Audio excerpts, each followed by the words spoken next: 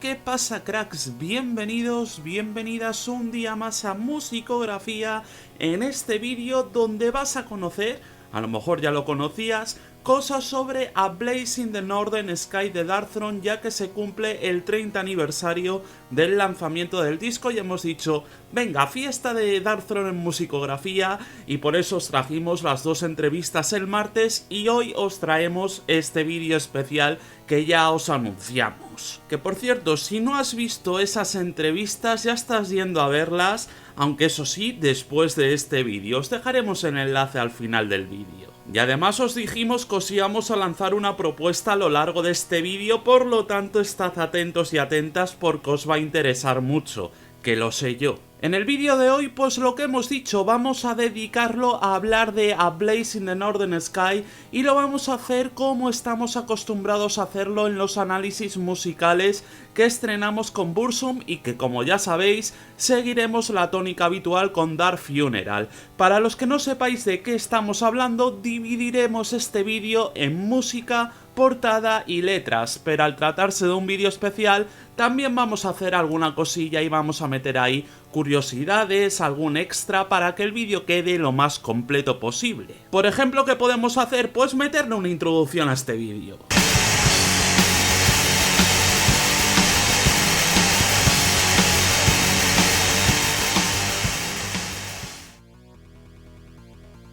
Cuando Soulside Journey salió a principios de 1991, Darkthrone se pusieron en boca de mucha gente porque, si bien, como alguna que otra vez se han encargado de afirmar, el propio Nocturno Culto, la banda empezó a dar que hablar en grupos minoritarios de gente desde un poco antes, fue con la salida de este disco, su primer LP, con el que todo empezó a fraguarse de esta manera en cuanto a la fama. Soulside Journey a mí es un disco que la verdad sí que me gusta, me parece que hace un buen death metal atmosférico mezclado ahí con esos toques doomies que también están bastante bien, y lo cierto es que aunque caiga en la repetición, es una repetición intencionada y es una repetición que la verdad no se torna ni mucho menos pues soporífera de alguna manera, ¿no? Pero lo que pueda pensar yo o lo que puedas pensar tú no es lo que piensa la banda, al menos en aquel entonces. Tal y como vimos en el vídeo del martes, Nocturno Culto afirmaba que Soulside Journey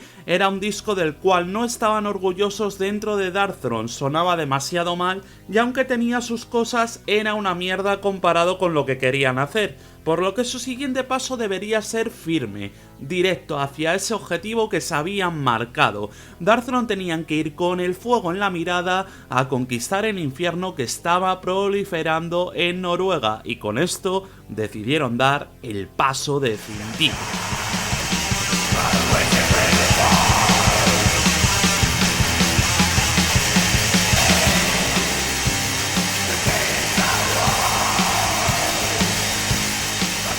Si bien todo este cambio estaba perfectamente cuadriculado por parte principalmente de Nocturno Culto, de Fenrir y de Zephyrus en menor medida, a Dag Nielsen no le hizo tanta gracia, y aunque su trabajo quedó plasmado en el resultado final del disco, no fue ni mucho menos el único que hizo hincapié en que aquel cambio no era del todo lógico y no terminaba de verse correctamente. Y volviendo a la entrevista que os trajimos el martes pasado, en esa entrevista Nocturno Culto decía que Peaceville pues no estarían desconformes, por decirlo así, y que achacarían pues todos los cambios que había hecho Darkthrone con respecto a Soulside Journey, que a Blaze in the Northern Sky también le gustaría mucho a la discográfica, pero ya sabemos lo que suele pasar muchas veces con las discográficas. El grupo se marca una hoja de ruta y a las discográficas no les termina de cuadrar, y esto fue lo que ocurrió. Peaceville se mostraba un poco reacia al cambio de Darkthrone. Cuando se escucharon las primeras versiones de A Blaze in the Northern Sky, los mandamases de Peaceville, liderados por el mítico Paul Hammy Hamsau, no terminaron de ver la lógica en esta nueva ola. Viniendo recientemente de editar el Mental Funeral de Autopsy o el Gothic de Paradise Lost, a la discográfica no parecía interesarle en absoluto todo esto.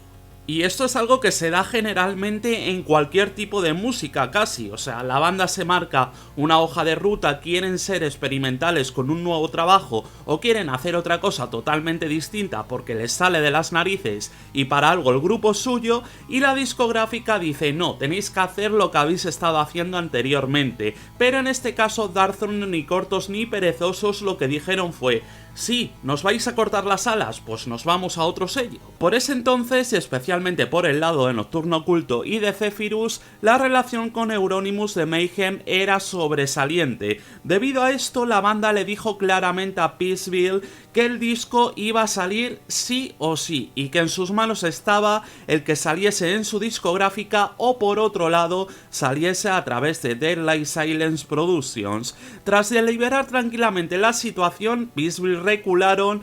se echaron para atrás totalmente, una recogida de cable como se suele decir a día de hoy, y acabaron aceptando que saliese el disco, cosa de la que no se iban a arrepentir ni muchísimo menos. Y es que si los años anteriores habían sido muy buenos para la discográfica británica, en 1992 iba a ser la leche, y 1992 empezaría, por supuesto, con A Blaze in the Northern Sky.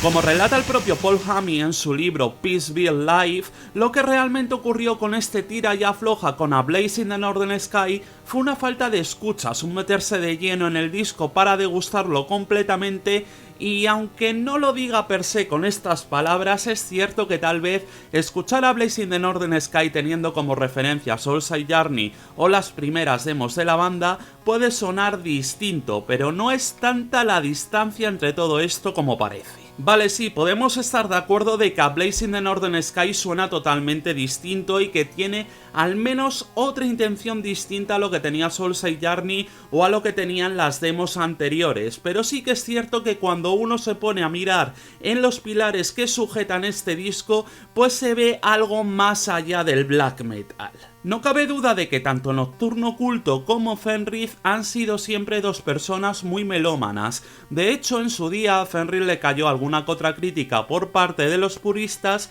especialmente por su pasión por la música electrónica y por ser DJ en alguna que otra fiesta, pero eso es otra historia de la cual ya podremos hablar en otro momento. El caso es que cuando las influencias vienen de tantos sitios distintos, al final, inevitablemente, esa amalgama de sonidos acaba conectada de alguna manera personal, y eso en A Blaze in the Northern Sky es palpable a las primeras de cambio. Al menos claro si pones atención. Si hacemos un repaso a lo que puede sonar A Blaze in the Northern Sky, podemos encontrar influencias de Celtic Frost que sin lugar a dudas nunca han escondido Darkthrone en ningún momento, ni Nocturno Oculto ni Fenrir, los cuales son demasiado fans de la banda de Tom G. Warrior y compañía. Y también pues encontramos ese death metal todavía presente, los toques punk de las primeras demos por ejemplo también, e incluso unos dejes del Cronen Rock, sobre todo a través de las voces que nos encontramos indudablemente si sabemos un poco de ambos géneros. Y aparte, Fenrir ha dicho en alguna que otra ocasión en algunas entrevistas que es muy fan del Cronen Rock, por lo tanto, indudablemente aquí está la prueba. Me consta que, aunque no sea ni mi caso ni tal vez el tuyo, mucha gente tilda a Blaze in the Northern Sky como un disco que no tiene mucha planificación, que detrás de su sonido crudo con tendencia a la repetición de patrones no se esconde una intención, y lo cierto es que el disco está pensado al dedillo para crear una atmósfera fría, ciertamente aleatoria por momentos y con la guitarra como un elemento principal, más allá de, por supuesto, todo lo demás que impera en el disco. Por tanto, sí, el disco conecta realmente con una intención, con una idea, y no es tan simplista o caótico como lo han tildado algunas webs, como lo tildaron en su día algunos fanzines, que no todo fue color de rosa, por decirlo así, para Darkthrone con esta Blaze in the Northern Sky. Hubo mucha gente que lo criticó, incluyendo por supuesto fans de Soulside Journey, pero sí que es cierto que hay una intención bastante clara dentro de este disco. La música es intencionalmente un gesto, un guiño a muchos patrones que influencian ese sonido de Darkthrone, y esa es la finalidad del disco, junto con las atmósferas frías que no iban a tardar demasiado en perfeccionar. Más allá de eso, la directriz para hacer las letras tiene tras de sí un punto extra para hacer de A Blaze in the Northern Sky un disco clave para entender esta época.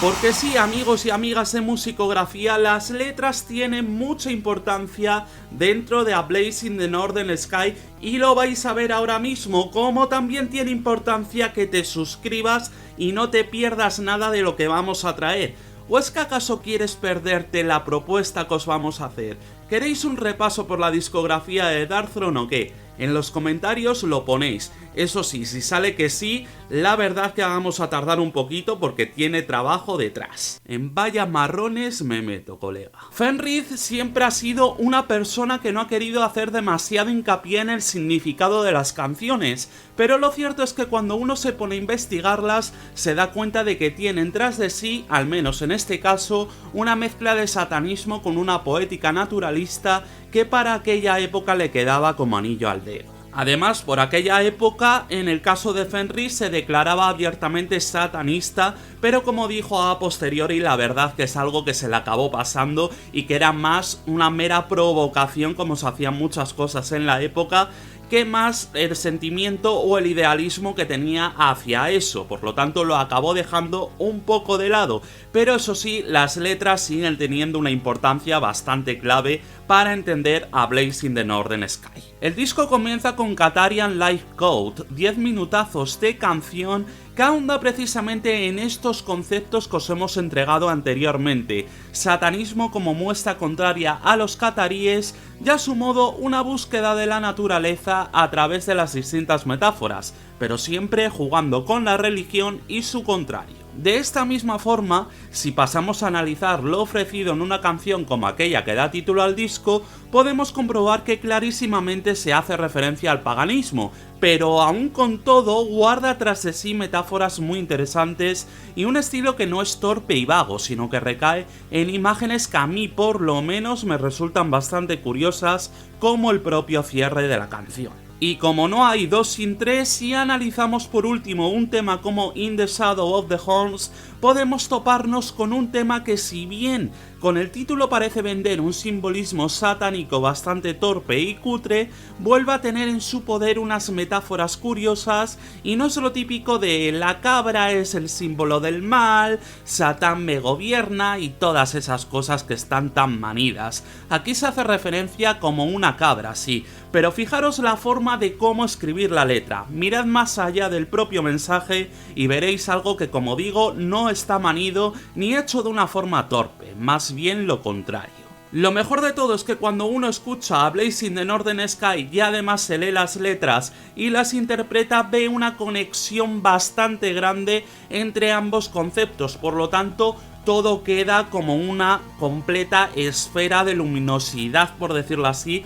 o de conexión, mejor dicho, en la cual pues ya sabéis que hay muchos discos que lo que les ocurre es que acaban fallando o por parte de las letras o por parte de la música, o no acaban conectando entre sí. En el caso de A Blaze in the Northern Sky todo queda perfectamente, tanto la música como las letras, y lo acabamos de ver ahora mismo. Prueba de ello es Catarian Life Code, que te introduce con esos cánticos que ya se acoplan perfectamente a lo explicado en las letras, pero que una vez explota con la música sigue haciéndolo sobradamente, haciendo de la canción un universo caótico en música y letra. Pero no penséis que acaba aquí la cosa, porque con el riff principal de In the Shadow of the Horns ya te dice absolutamente todo: maldad en estado puro, combinado con unas voces cacofónicas geniales.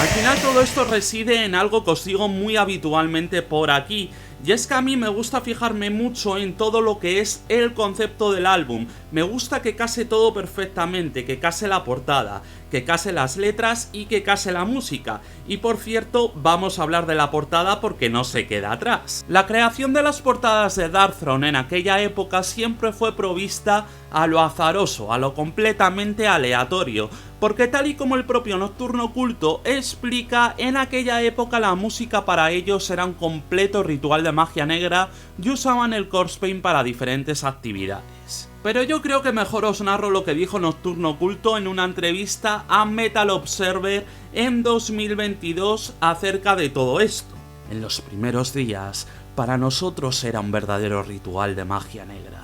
Usábamos pintura de cadáveres muy a menudo, en los ensayos y demás. De vez en cuando uno de nosotros llevaba una cámara cuando caminábamos por el bosque en la noche.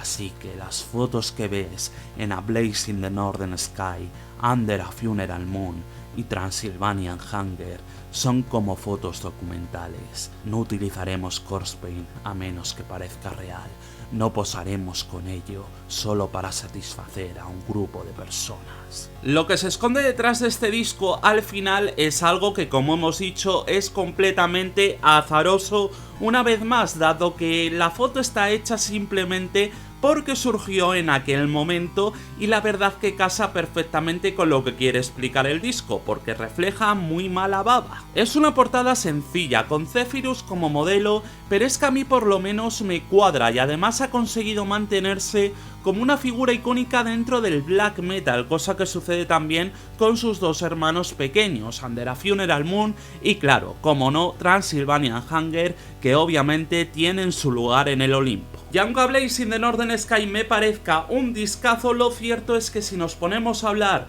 de A Blaze in the Northern Sky, de Transylvanian Hunger, bueno, de Under a Funeral Moon y de Transylvanian Hunger, lo cierto es que para mí es mi menos favorito, siendo Under a Funeral Moon mi disco favorito de estos tres. Y ya sé que a algunos les sonará raro que no diga Transylvanian Hunger, pero es que a mí me gusta más Under a Funeral Moon. ¿Qué le vamos a hacer? Lo que está claro es que todo sabe a absoluta ambrosía, y esto incluye también la masterización a cargo de Nimbus, que a ver si algún día hablamos de lo importante que fue en los 90, porque telita, e incluso detalles también más simples dentro del disco o sin mucha importancia, como que el disco está dedicado a Euronymous, que todo suma y al final añade un punto extra para ser una absoluta maravilla, aunque sea un detalle estúpido. En fin, cracks, que poco más podemos decir del disco. Yo creo que ya hemos dicho bastantes cosas, hemos hecho algo un poquito distinto porque reseñas hay a punta pala en internet.